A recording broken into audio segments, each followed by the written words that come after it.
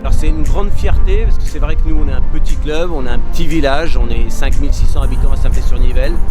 On est un club jeune puisqu'on a 10 ans d'ancienneté seulement et pour nous c'est une grande fierté d'être reconnu au niveau national. Aujourd'hui 180 licenciés après 10 ans d'ancienneté.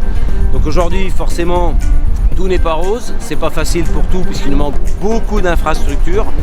On se bat pour que notre club s'enrichisse chaque fois de nouveaux licenciés, de nouvelles équipes, puisqu'on est parti en bas, pas comme les autres clubs d'habitude qui montent des seniors et qui montent après.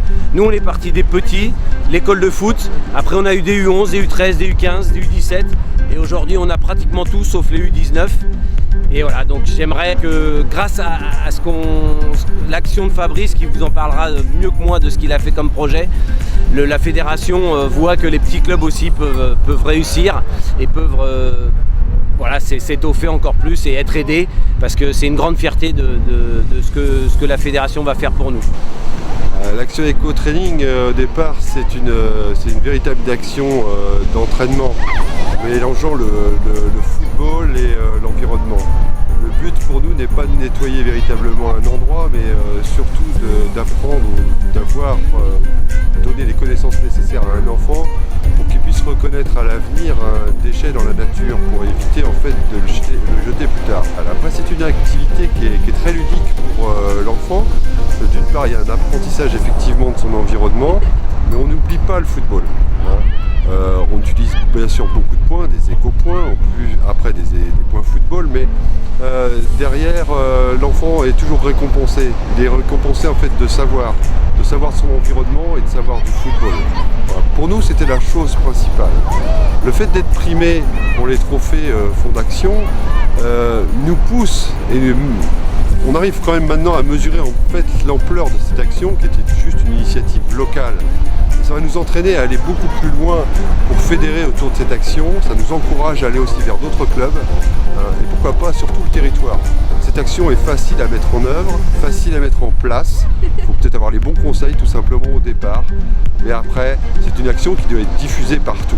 Voilà.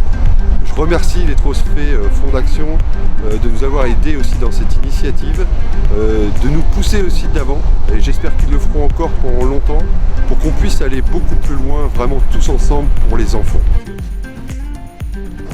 Bonjour à tous, je m'appelle Yanis et on est en train de jouer au foot sur la plage après l'éco-training.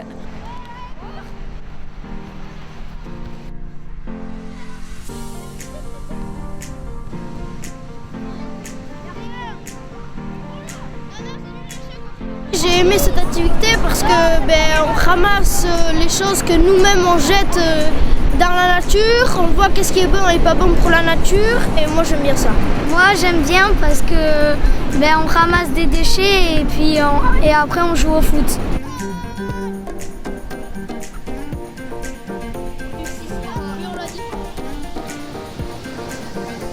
C'est une vraie fierté de les voir engagés à cet âge-là.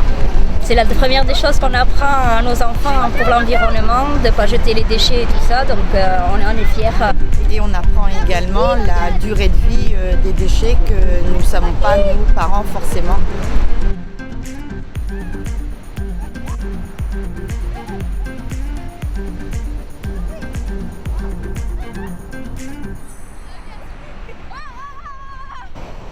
Vous êtes diplômé éco-training. Merci.